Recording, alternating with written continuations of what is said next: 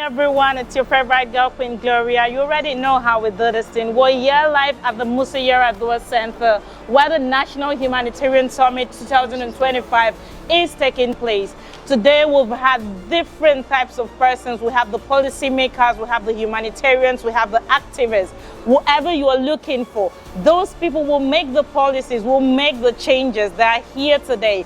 Good morning, ladies and gentlemen. This is Joy Dioka live from UR9 TV here at the National Humanitarian Summit in Abuja, a timely event focused on strengthening humanitarian efforts in Nigeria. Stay tuned with us as we uncover insights and solutions focused on reshaping our future.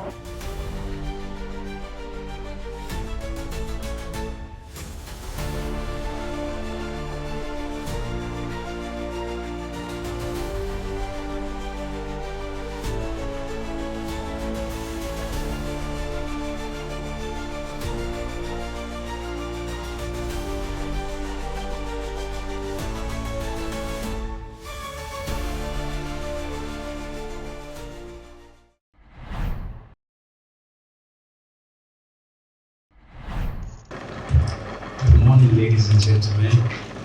Good morning, Her Excellency. Good morning, distinguished ladies and gentlemen. It is with great honor that I welcome you this morning. Please come in, can you look to someone close to me? Good morning and welcome. That sounds so cool. Can we do that again? Good morning and welcome. With great joy in my heart, I welcome you to the National Humanitarian Summit 2025. This is a pivotal platform that not just set to put our nation in order, but to put us as citizens of Nigeria in order as well. Our country, Nigeria, has actually been ravaged with a lot of humanitarian crises, ranging from kidnapping, killing, insurgencies, food insecurity, woman displacement, and the likes of it. I know most times we say this is not our shared challenges. I'm from northern Nigeria and I'm not facing the food insecurity happening in the eastern part of the country. But we all are Nigerians. It stands with us. It is our identity. It is what we are. And that is what we live for. And if you believe you're in Nigeria, please, a round of applause for yourself. So today I stand before you as a patriotic citizen of the Federal Republic of Nigeria, not just as the founder of the foundation, but as a citizen, as your brother, as your son, and as your friend. I welcome you to the National Humanitarian Summit 2025. This summit tends to address a couple of issues that we all know in Nigeria, and we've been privileged and graced with great people here today, like Our Excellency, Prof. My special thanks go to Prof. Prof was supposed to be in Ethiopia, but he said something to me, I would be back. And he did. Her Excellency as well came very early. Thank you so much, ma'am. And thank you, Honorable Representative from the Federal Ministry of Humanitarian Affairs, Madam Aisha. Thank you, my beloved friend Raymond Fodu. Thank you, God bless you. And my mommy, God bless you, ma. Apostle Grace, thank you. And everyone in this room, you're important, your voice matters. Thank you and have a great summit. God bless you.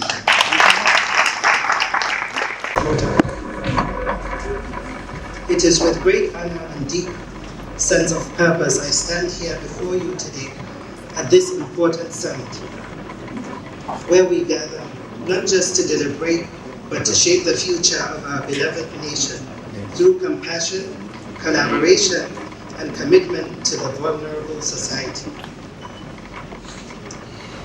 I bring warm greetings from Zamfara State, a land rich in culture, resilience, and promise. Today, I wish to speak on a subject close to my heart, the empowerment of the girl child in Nigeria and the immense economic advantage this can bring to our nation.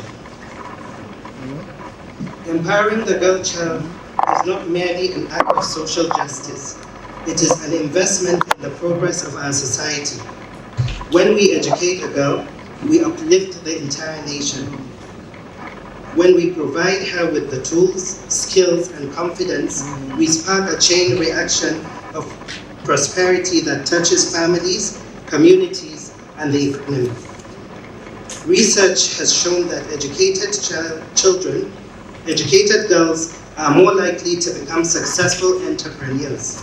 skilled professionals, and informed mothers who raise healthier, better educated children, contributing meaningfully to the workforce and are powerful drivers of innovation and economic growth, which is very vital to building as a resilient nation.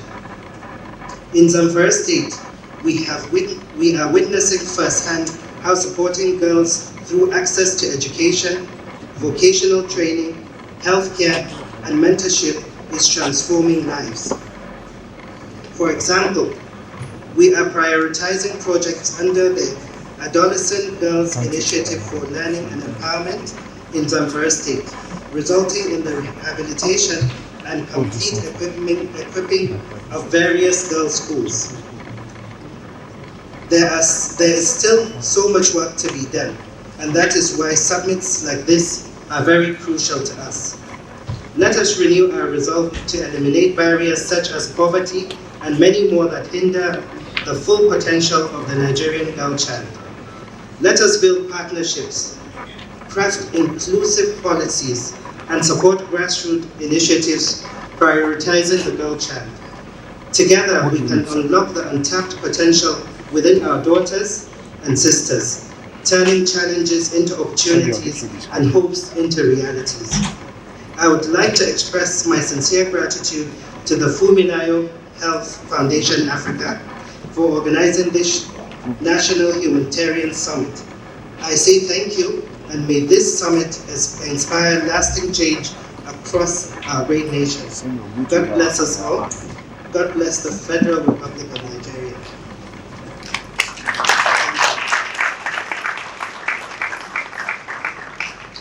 I now open this summit for the next phase of engagement. Thank you.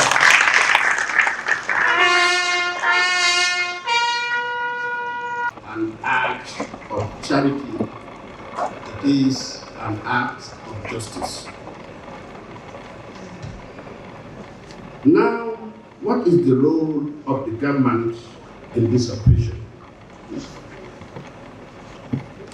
It is to build the enabling environment through inclusive policies, access to health care delivery, quality education, protections of land rights, and investment in infrastructure that reaches even the remotest parts. Government must not only serve, but they must listen. Because, as we say, policies without proximity leads to irrelevance. No government, no matter well intended, can reach every village, every household, or every dream. That is where we come in as citizens.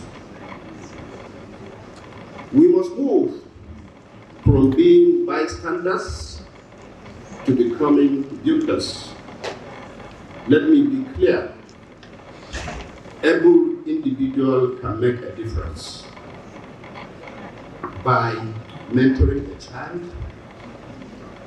by starting a social enterprises that employ at least 5 people in your community, by using your by using your voice to advocate for voiceless, by giving not just money, but time, skills, and heart.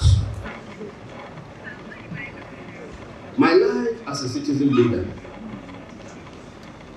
Now let me make it real.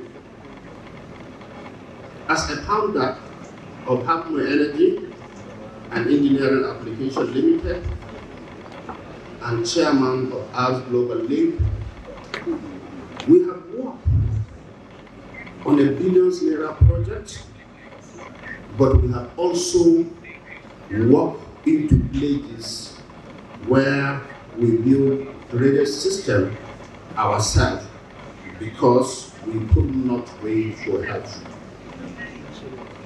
Through my foundation, we have supported over 9,000 families with food reliefs, school kits, micro loans, because we believe that empowerment doesn't wait for permission. I have worked in government too, in Federal Character Commission and for the State Emergency Management Agency. I have learned this. The most powerful leaders are those who don't wait for power to act.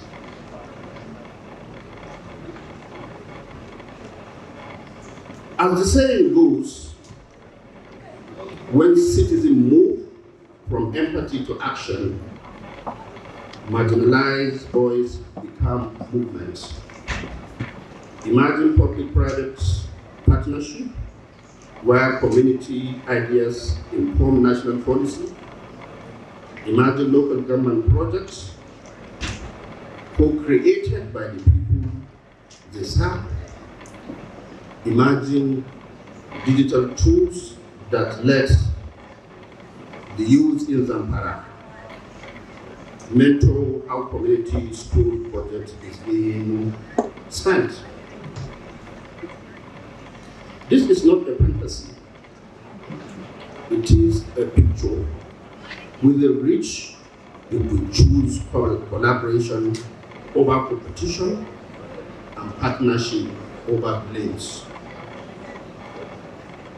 There is distrust obtained and between the people and the state, and there are resources gaps, capacity gaps, political gaps, but these are not reason to give up.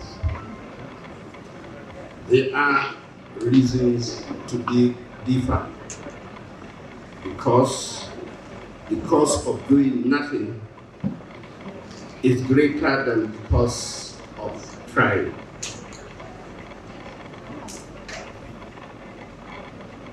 A simple truth. I'm closing to say this. Empowerment is not about handouts.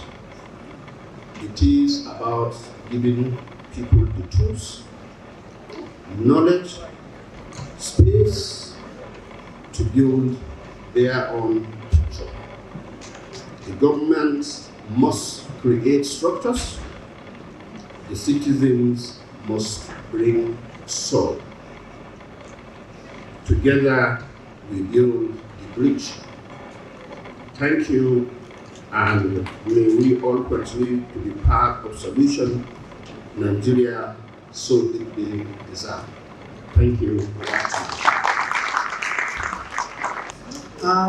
I know that there are fellow distinguished speakers who will come later on today, so I also extend felicitations to them.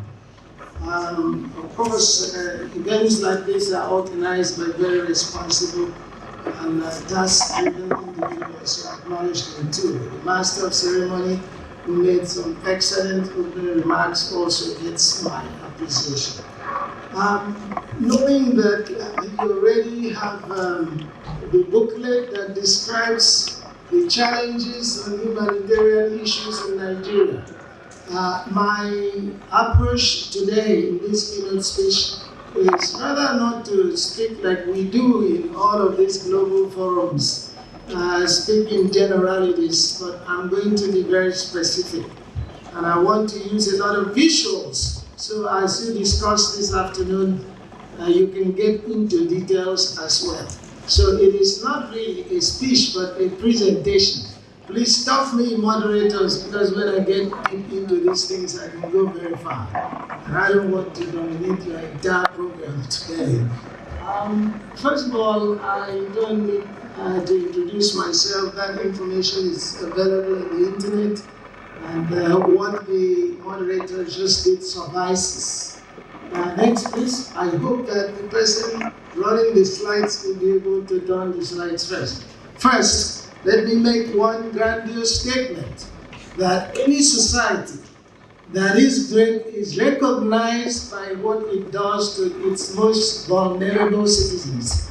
Not really those who are in the upper echelons of the socio-economic development status, but those that are at the very bottom.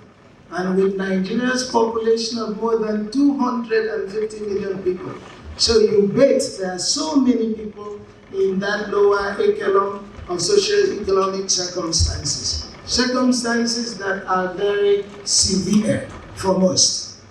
So really, inadequate social support systems. You know, a lot of folks like to say, well, you have the United States, you have Europe, and you have many other countries. They have challenges too.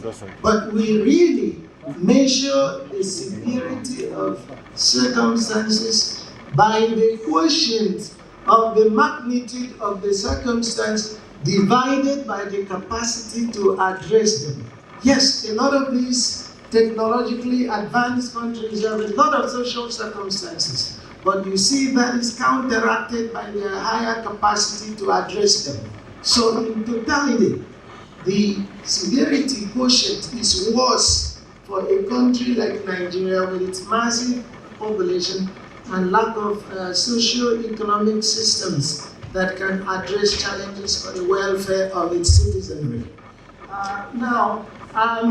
Folks who are successful socially, if you come to Nigeria, many people in this room are well dressed, and so are there in many other African countries. You see, they tend to indicate that that may be due to their own capacities alone. No! When somebody falls into destitution, when somebody falls into poverty or unsavory socio-economic circumstances, most likely it will be due to those factors I have enumerated there. So you are not entirely responsible for your success, and nobody else is also entirely responsible for their failures. There are many, many other factors that weigh in. Ethnicity, patronage, personal talent, personal determination, war, other conflicts, educational opportunities that may not be existing so adequate in that region of the country, inheritance, what that person inherits. You don't expect to be as rich as the king of Norway, who may have inherited that wealth from other regions before him. Royalty, realities, and the caste system. Many places still in Nigeria, the culture still allows caste system. Maybe not as prominent as what you have in India, but then those constrain millions to circumstances that make them unable to realize their personal talent. Culture places barriers on the advance of individuals beyond their socio-economic status. Next, please. I will go very fast because, as I said, I don't want to dominate your events today. I could talk for very, very long. Next, please. So, you've already seen this. I want to do this as the something that precedes the deeper discussions this afternoon when panels meet. First, let's look at the key stressors of Nigerians that put people in socio-economic circumstances that require humanitarian intervention. What are they? Conflicts and insecurity. You know that thousands have died in the northwest, north central, and now expanding to other regions of Nigeria. Then displacement and refugee crisis. More than 2 million people have been displaced. They are in IDP camps in the north, in the middle, and very few in the southern part of Nigeria. Population growth outpacing increases in food production. Nigeria cannot sustain its population growth. Sustainable development is defined as management of economic development. There are 4 pillars of sustainable development. Economic development is one, without which governments cannot survive. It cannot create jobs for people to be rested. Second is environmental sustainability. We've seen lots of that with problems in many parts of Nigeria. The Middle Belt, for example, or the extension of the desert front from all those places, Yobe, Kano, Sokoto, southwards at the rate of 1.5 kilometers a year. So environmental sustainability is very, very important. The third one is population management. You wonder why Botswana, Namibia, and countries of the like are doing better socioeconomically than Nigeria. It's because their population divided by resources available is very low. So they can afford policies that are not massive in complexity. A country like Nigeria, with more than 250 million people, the challenges of governance, the challenges of economic planning, the challenges of population management is so great. So Nigeria's increased rate in population is not necessarily a large advantage unless it is galvanized for national economic progress. Then climate-induced disasters. Nigeria is very vulnerable to that, as I said. That one is also a population matter. The distribution of population is important, just as it's important as the total population. Because if the population is more in places that have very minimal natural resources, then you've got a challenge. So population total is just as important as the population distribution. The theme of the summit, strengthening humanitarian efforts for a resilient nation and sustainable development goals, could not be more urgent, especially here in Nigeria, a nation which is rich in potential, yet challenged by insecurity, poverty, climate change, and health disparities. It calls for collective action and reminds us that unity builds strength and serves foster resilience. Ladies and gentlemen, it is sad to state that in recent years, our nation has been faced with numerous challenges ranging from health crisis, displacement, poor economy, climate-related disasters, and more. These challenges have tested the fabric of our society, exposed vulnerabilities in our systems, and above all, reminded us of the critical importance of humanitarian intervention. With my speech in the rain. I'm just kidding. The Honorable Minister of Humanitarian Affairs, ably represented, the Special Advisor and Senior Special Advisor to the President, I can see on media, on food feeding program, and on humanitarian affairs, other government officials here present, the wife of the governor of Zamfara, and other members of the state executive here present, the keynote speaker, and the other speakers, the director of Humanitarian Health Africa. Ladies and gentlemen, good morning. So my name is Dr. Binebirim. I'm here to present the message from the Honorable Minister of Youth Development, Comrade Ayodele Olawande. And I'm not just going to read the speech, I'm going to communicate the speech to you. So I hope you bear with me. So the Honorable Minister of Youth Development, Comrade Ayodele Olawande, has asked me to first apologize to everyone here because of a conflicting schedule. He wasn't able to be here in person. He would have loved to be here to deliver this speech by himself. He's asked me to say that he's happy to deliver this short speech at this very important and timely national summit. The Honorable Minister of Youth Development brings his warm greetings from the Federal Ministry of Youth Development and has asked me to commend the Humanitarian Health Foundation Africa and all partners for convening this dialogue. He has said that this is a moment of urgency for the humanitarian sector, given the dwindling donor aid, but it's also, he sees it as a moment of opportunity to reflect inwards, act boldly, and work collaboratively for the sake of our people, especially the most vulnerable among us. He has asked me to remind you that, as we all know, the humanitarian landscape is complex and constantly changing. is that I should remind you all that in the Northeast, years of insurgency have displaced millions and shattered once thriving communities. In the Northwest and North Central, we have banditry and intercommunal crisis that is now fueling instability.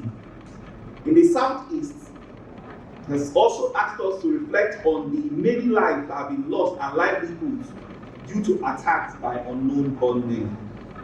And he has said that across the country, we face food insecurity, climate-induced disasters, fragile health systems, and the persistent scourge of gender-based violence.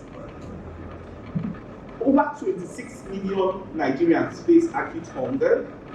Over 10 million children are out of school, and many of our women and girls live under the shadow of exploitation, forced marriages, and some harmful practices. In a country where over 60% of the population are young people like us, and like him, because the minister is a young person. I know you know that the minister is a very young person. He said that the most affected by this humanitarian crisis are young people like all of us. And the sad reality has asked me to communicate to you is that the effects of these are generational. So if we don't nip it in the bud today, unfortunately and sadly, our children and grandchildren may suffer the effect of some of the things we ought to have done today that we're not doing. So consequently, it's asked me to request that humanitarian actors, both local and international, must continue to serve with courage and compassion.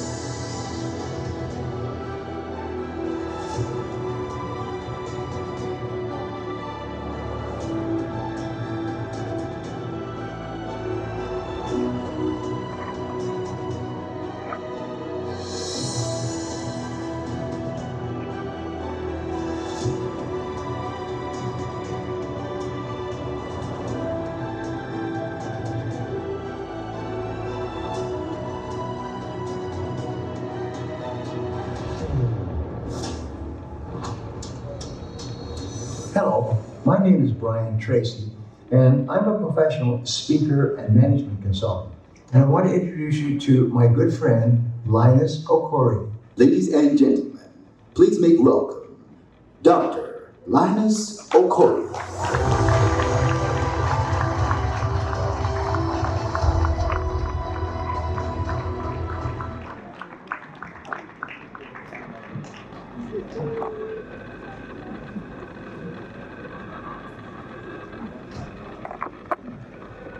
The minister presented by very distinguished notes. The great man that had delivered a powerful keynote this morning. Sir, I heard your keynote was powerful. I celebrate you. And my very, very good friend and a great young man that has done so much good for this country, Mr. Timmy, well done, well done. And of course, all the very great men that are in this room, Turaki, and I appreciate you. And I want to say, Bradley, that it was Evita Perron who said, very powerfully, Evita Perron, she said, my greatest fear in life is to be forgotten. She said this many years ago. And of course, she ended up helping the husband to be president of Argentina.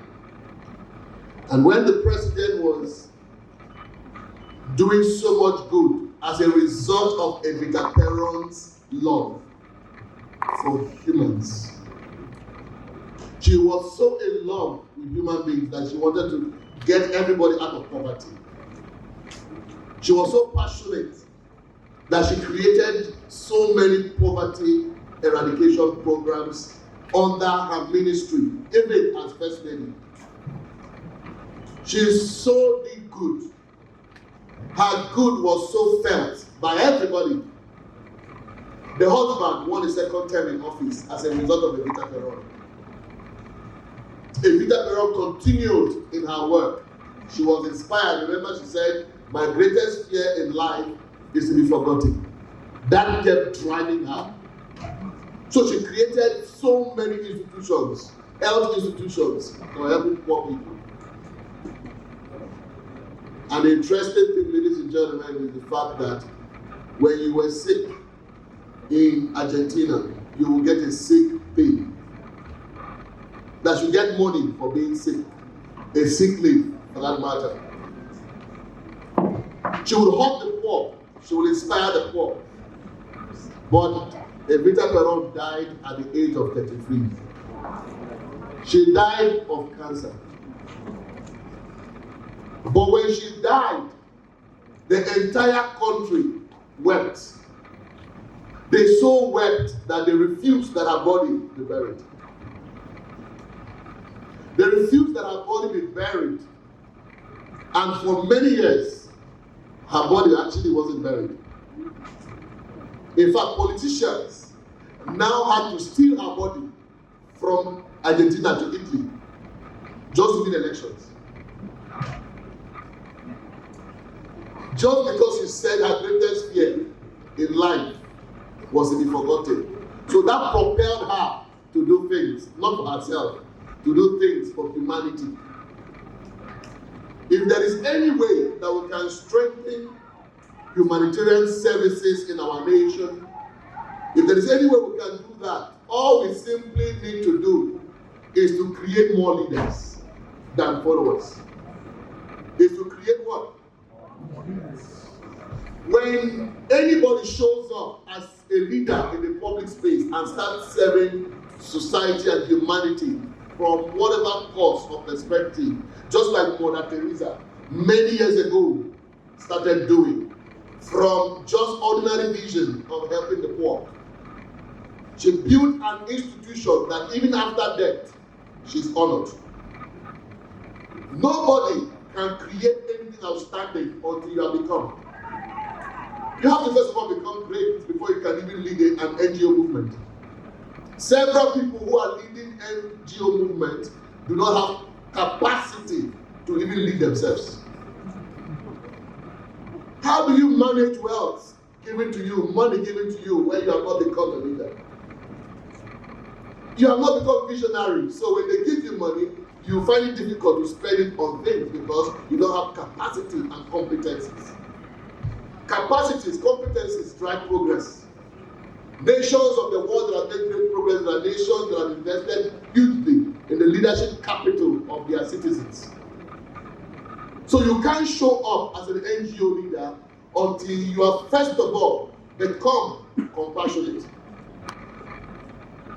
Those who become compassionate, they are driven for the common good, for what will be good for the common good. If you are compassionate about people and you want to get them out of poverty in any situation, you create programs, activities that can make that happen. And trust me, when you build something significant, the people will come to support you, the money will come to support you. But first of all, you can't build anything significant until you have first of all become great. I was only 19 years old when the vision to build leaders in this country hit me. I was only 19. I was dissatisfied with the Nigerian condition. I saw that there were deficits of leadership capital across board. The humans I saw who were occupying public positions, a lot of them didn't have the leadership competencies to drive those positions that could help people come out of poverty and create wealth for nations, and create wealth for states, and create wealth for communities, and create wealth for institutions. I vowed that I would build leaders for Nigeria with no money in my pocket, with only a sense of vision. I began to operate in the realm of I know nothing. I began to stretch to learn how to make it happen, to build those competencies. Ladies and gentlemen, it is 31 years after. It will interest you to know that that vision a 19-year-old boy took with him. Today, by the special grace of God, hundreds of thousands of people have benefited from it, impacting their lives all over. Today, I want to announce to you today, the first leadership university in the whole of West African region is now going to actually be based in Abuja. For the first time in the history of West Africa. And do you know the most exciting thing about it? Timmy, do you know about it? That the university we're talking to you about will have masters and doctorate in humanitarian leadership. What it means is that all those who are playing critical roles in human services, in social services, developing and creating ideas that can shape society will be powered from the leadership development perspective. And that has inspired me to say, while we are waiting for the master's program, all of that, for the university to get its license, while we're waiting for that to happen, because that is already in process, what we are saying is that we are setting up a leadership master class for humanitarian leadership. So that for one week, all those who are hungry to make a difference will lock themselves in a room for 1 week and be empowered, be transformed themselves first, and be given the power to be optimized, first of all. When they are optimized, then they can now go out there to begin to create sustainable value that will bring real result in the lives of people. So you can, once you are optimized, you can do a lot with little. When you're optimized, you understand the power of vision. When you're optimized, you understand the power of thinking, strategic thinking. When you're optimized, you understand the power of strategic collaboration. That there is resources lying everywhere within Nigeria, in Africa, and around the world, that you can be in one local village here, and you know exactly what you want. And I tell you the truth, when you optimize, you find that the resources will come to you wherever you are, because you have an idea that the world needs to be part of. We can be more. We can do more. We can serve from our hearts, not from notice me. We can serve this country from our hearts. So my message today is just a simple message. And I'm going to be delivering a message to 3 sets of people. First set of people that I'm going to be delivering a message today is, if you know your calling in life is to become a social worker, is to become somebody that will serve community through NGO formations or through social work. My advice to you is this, that spend time developing yourself first before you seek to help another. That's the first thing first. My message to you is, become that leader that will never be forgotten, because you have empowered yourself first to think common good at all times, not pockets. That's the first message. The second message is that anyone that is occupying public position, whether as a governor, whether as a president, whether as a local government chairman, whether as wife of somebody occupying public position, whatever your role might be, whether it is institutional, whatsoever it might be, support systems. One of the things I want to let you know today is the fact that anytime that you go out of your way to serve humanity and bring value to the people, what you are simply doing, you are writing a sense of legacy in the hearts of humans that you don't even see and know. When you leave that position, those you have served will never forget you. The greatest impact the world is looking for is those who touch the hearts of those who can't help themselves. And if you are in position, you can use that red pen and create changes that can transform humans. Those hospitals you build will live after you. Those institutions you create will live after you. Those projects you create will live after you. But I tell you the truth, Nigeria has what it takes for us not to be in poverty. We have asked the world to come and help us all the time. Trust me, the world might not necessarily be interested in you. If we want to help this country, we have to help ourselves from within. And my final message today, ladies and gentlemen, is to all those who call themselves leaders, those who grow to leadership, those who invest to leadership, those who are leaders, every human listening to me today, that you head an institution. The greatest message I have for you is that the greatest respect for leaders is not how many followers they have. The greatest respect for leaders is how many leaders they have created. How many followers, those who are following you, have you converted to leaders? When you have followers following you, I tell you the truth, what you have is dependency. It's a dependency theory. Because those who follow you, they depend on you. They make no decisions. You make all the decisions. At the end of the day, guess what happens? You are the one who might get sick. But if you want to be free from all of that, everybody in this room, listen to me, those who are online, those who can come across this message, is that the greatest task for you is to build more leaders. Convert those followers into leaders. You have your freedom. And then you have a critical mass of leaders who can help you build, who can help you create wealth, who can help you sustain your project, your ideas. Your ideas will die if only followers is all you've got. Those ideas will die because followers, they don't take responsibilities. But leaders do take responsibilities. And today, I want to quote Abraham Lincoln. Abraham Lincoln said something very powerful. He said, I do not care about who my grandfather was. I only care about who his grandson is going to become. As a nation, we might have made mistakes in the past. I want to say to us in this room, forget about the mistake that you have made in the past. Can we resolve and make a decision in this room that going forward, that we will become the leaders that this country is in dear need of? Is there anybody in this room that wants to make that decision with me? Anybody in this room that wants to rise and say, I want to be the leader that will change things for my country and my family and everywhere? Can I see your hand? Can I see your hand? Are you bold enough to rise on your feet and repeat after me and say, I? Aye. Mention your name. Aye.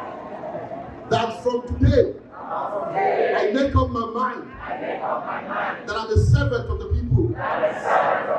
So I lead. I inspire generations unborn.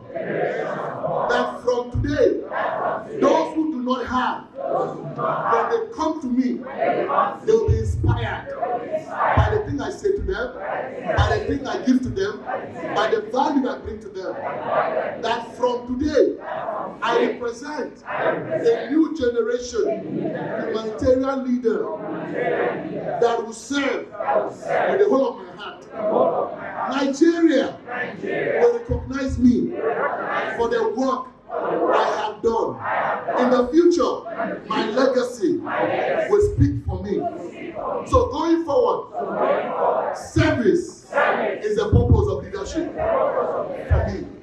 So I lead because I serve. I serve because I lead. So help me God. Good afternoon, ladies and gentlemen, Your Excellencies. My name is Everton, President of the African Economic Convergence, and I'm happy to be here and to share a few testimonies with each and every one of you. It is God's blessings for you to do humanitarian work and for you to actually do charity work. Today I will share quickly before I go into my message. On this very fateful day, I never wanted to actually answer these 11 young boys, very close to us, just right here, let's say 10 years ago. And they all surrounded my car, and I never wanted to listen to them. But I don't know, something actually touched me, and I pulled out something from my pocket, and I handed it over to these young boys. Not knowing through this blessing, I will be meeting someone I have shared 10 years of my life with. As I gave them this money, lo and behold, there was this beautiful young woman who was just driving as well. And right there, I met my wife. And today, I have been married for 9 years, and we have 2 beautiful children. And everything we have prayed for has answered, because by doing charity work and answering the voice of God by also helping those young children. Today I will be speaking on the role of government in empowering young Africans and its advantage to national growth. I believe it is paramount we all understand the role of our existence, the existence of God, and the role that any other persons play in our lives. The government is an institution designed not just the future of the youth, but the future of the generation we know nothing about, but believe to spread our legacy across borders. The largest one in Africa, if any one of you know, it's Kibera, located in Kenya, Nairobi, where my organization has contributed massive health support for those in their need. Speaking with locals in Kibera, got me wondering why we are endangering our future as a people. Kibera houses a large number of young people with sharp minds to create and become the next big boss in the global space. But for them, there are no certainties, no hopes, no love has been created for them to see and wish to aspire for continental and national growth. The government is unconsciously creating danger for our children and boys and damaging the barrier between the rich, the middle class, and the poor. An African problem that has existed for many generations has to be addressed with immediate action, hopefully, and not setting up committees. It is to help the young generation stand on their feet by creating an enabling environment that works for each and every one of us. In the graves of the past generation and our generation, if we want to lie in the walk beyond peaceful, I believe we need to create this number one point. We have to create an enabling environment, not just an enabling environment, not just by building skyscrapers filled with apartments instead of offices and production factories, not just fancy roads and high fences protecting us from the criminals we all have made. Dele is a brilliant sound engineer who once lived in Nigeria for 7 years as a professional. He earned just to feed himself and his mother. Same Dele lives for the West on the same job. And in less than 2 years, Dele has achieved 73% of his dreams. And if I want to ask you why, Dele got into an enabling environment and heaven became his limit. Delhi has 24 hours electricity, motorable roads, fast and unobstructed internet access, a working system, and where the law and justice is served fairly. Just like the banks in Nigeria and other African countries, making it difficult for young entrepreneurs to access loans. And if they can, you and I know this today. Their lineage, their entire lineage might come together to sell themselves for a peanut loan, which shouldn't be the case. The bank, that I will touch in a bit. Education without job opportunities. Number 2, and inaccessible creative industries. Quickly because of time. Number 3, African youth unification and cross-border accessibility. If the African youth can come together to create something together and bring together the unity in government, in business, in politics, across borders, there will be beds for a new Africa and a great Africa. I'll be sharing with you today 4 advantages for national and continental growth. Number 1, less crime. There will be less reduction of youth involvement in crime, from cyberbullying to cult and other criminal activities will reduce drastically, because when the mind is engaged in productive activities and the environment becomes peaceful and the people live in harmony, there will be increase in product export, which supports small businesses with payable loans, which will also help and encourage young entrepreneurs to produce and export their goods with ease. There might be challenges here and there, but hope, I believe, increase. Number 3, global competitive market.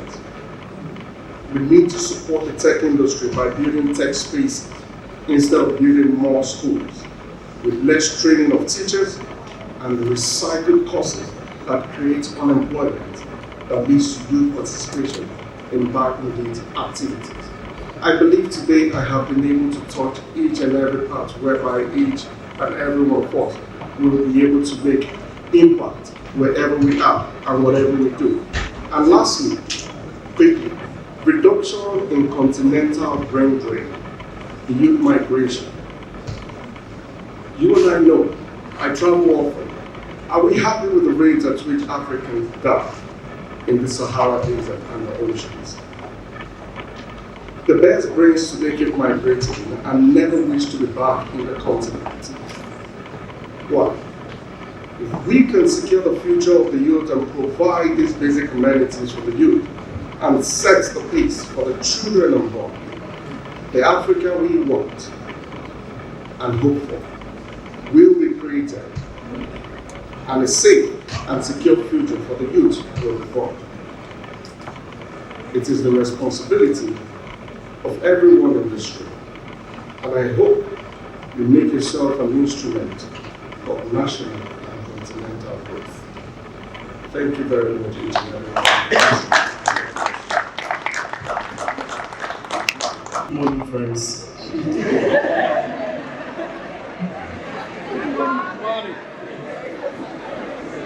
At least reciprocate now. Good morning, friends. So that we will get there, we move away from that level where when you hear police is your friend, it sounds like comedy. You don't have to laugh. You know that police is truly your friend. And I also believe that a couple of times people have mentioned within this hall that humanitarian work is the work of God. And a whole lot of people that are here are humanitarians. Now, if humanitarian work or humanitarian service is the work of God, then if you are doing humanitarian service, you are doing the work of God. And a basic thing about people who do the work of God is faith. So, exercise your faith. Now I would greet you again. Good morning, friends. So even if you feel like there is no friendship yet, believe within you that the friendship is coming. DSP Bamushe is my name. I am here in a representative capacity. I am representing the Force Public Relations Officer. Earlier, when I came in, I was introduced as the Force Public Relations Officer. I am not. I am only here in a representative capacity. And I believe that the Force Public Relations Officer is I believe it's a well-known face, one that would hardly be mistaken, especially in the street of Twitter. So I believe he's like the most dragged police officer on the street of Twitter. And I think this is his own contribution to humanitarian service, because most times when police infractions are alleged, you will see him always there trying to respond, trying to calm situations that even if you reach out to him in the night when he's supposed to be with his family or be sleeping, he's always responsive. So without further ado, I will just deliver his message. I will stand on existing protocols. I bring you warm greetings on behalf of the Force Public Relations Officer, ACP Olumiyiwa Adejobi, the Inspector General of Police, and the entire leadership of the Nigerian Police Force. It is both an honor and a privilege to stand before you at this vital summit that reflects our collective commitment to building a resilient nation through humanitarian collaboration. The modern humanitarian crisis is no longer confined to natural disasters alone. It includes armed conflicts, internal displacement, famine, pandemics, and climate-related disruptions. As Antonio Guterres, the Secretary General of the United Nations, once stated, he said humanitarian action is an expression of our collective responsibility to protect and assist those in dire need. This summit is reflective of the resolve to build institutional and cross-sectorial capacity to address such crises through meaningful security collaboration, community engagement, and multifaceted and multi-agency partnerships. Humanitarian crises must be viewed not merely as isolated events, but as systemic disruptions with long-lasting socio-economic and psychological consequences. These may stem from man-made disasters like terrorism or civil unrest, or from natural causes such as floods and pandemics. The World Bank has asserted that the impact of crises disproportionately affects the most vulnerable, particularly women and children who often bear the brunt of displacement and violence. Security, therefore, is not merely the absence of conflict, but the presence of conditions conducive to peace, recovery, and dignity.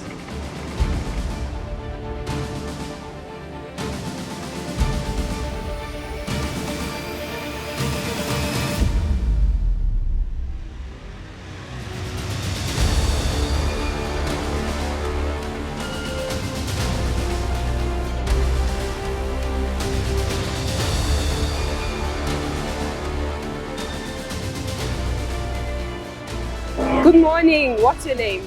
My name is Ambassador Kington Todike. Nice to have you here, Ma. So you're live here with UR9 TV in the National Humanitarian Summit in Abuja. What is your key takeaway for this event today?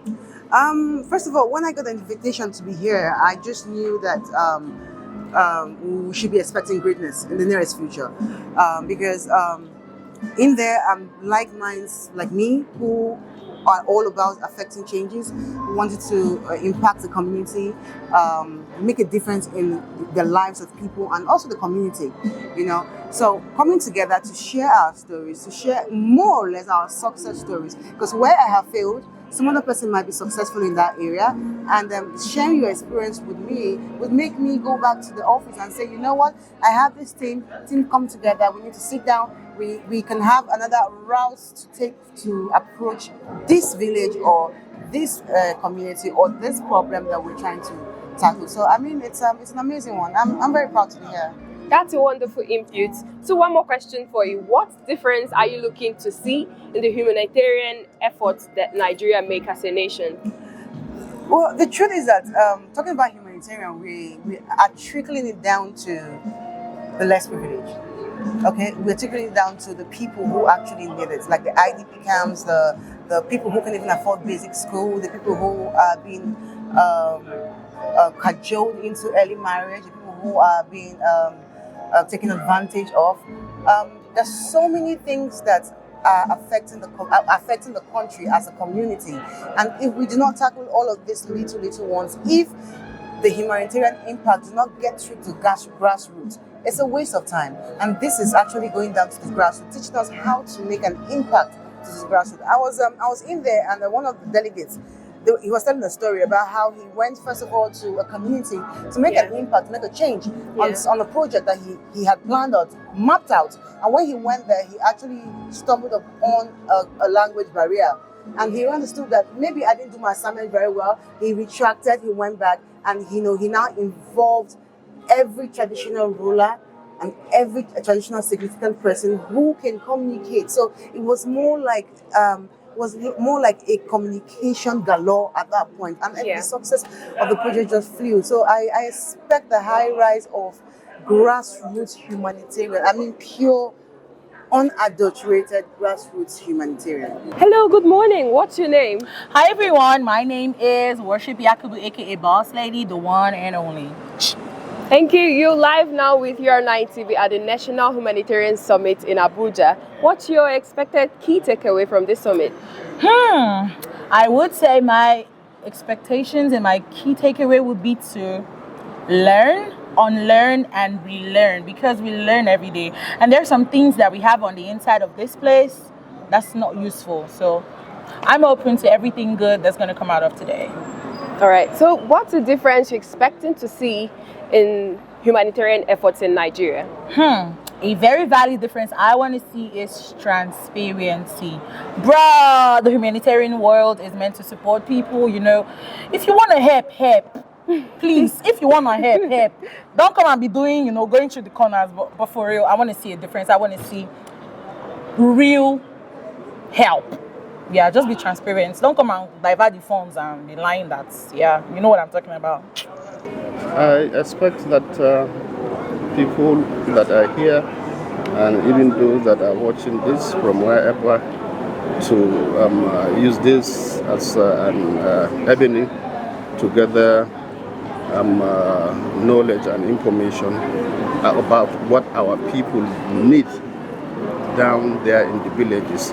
And if everyone, like I said in my speech, try to mentor, even if it is one child, employ, even if it is 5 people within your communities, will do a lot, because it's not just a government responsibility, but it is a responsibility of all.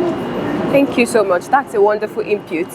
Now, knowing that we're here for solutions on how to make our future and the future of Nigeria better, what difference are you looking out for in the humanitarian aspect in Nigeria? Well, I think where we are going is quite brighter than where we are coming from. If you look at it, everyone is trying to do one thing or the other to help an individual or communities. What is your key takeaway at this summit today? Now, let me tell you, I'm so concerned when it comes to humanity. Now, we are living not just for ourselves, we're also living for humanity. And then having our mentors have this in mind is a great one for me. So, people live to create value, to impart value in the life of people, I'm telling you, is a take home for me. Yeah. Thank you so much for your input.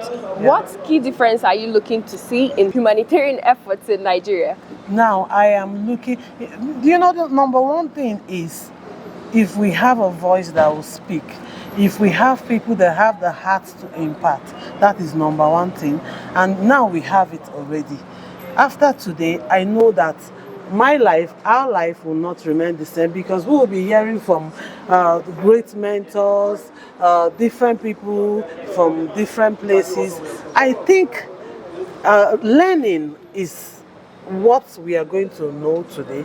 Not just giving people fish, but teach them how to fish. That's why we are here, and it's a take home for me. Humanity is key, and giving back to the society. Yeah, that's all. Thank you. So, is there any difference you're expecting to see in humanitarian efforts in Nigeria?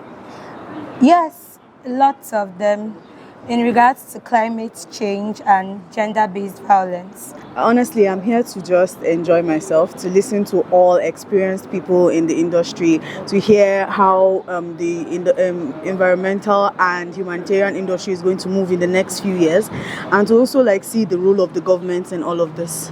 We want to see how the humanitarian sector and the government will merge hands to be able to see how Africa, developing countries, Nigeria will develop, and we'll see new initiatives. So I'm here to learn from that. That's a very valuable input. So what difference are you looking to see in humanitarian efforts in Nigeria? Honestly, just more. You understand? We are coming from northern Nigeria myself. I know that there's a lot to be done. There's still a lot for us to touch. The humanitarian sector is doing its best. We are trying, but there's more to be done. We need to educate people. We need to go out there and do empowerment. We need to lift up people.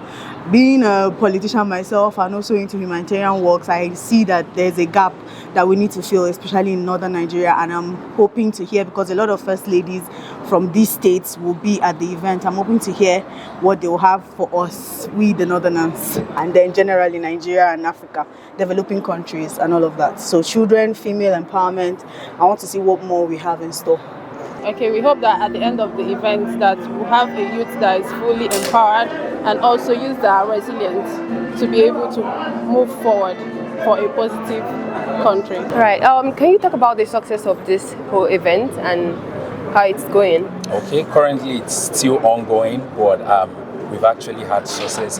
We had the First Lady of Zamfara State, we also had the First Lady of Kwara State, and a couple of government agencies and ministry, and we've actually discussed, and we've seen that the government is actually interested in what we're doing as well. So that's the success, because we would be sending them everything that we've discussed here today. So I would say we have a very successful summit. Yes, thank you. Thank you, Dr. Fumilayo. Yes, and thank you to UR9 Group. God bless you all.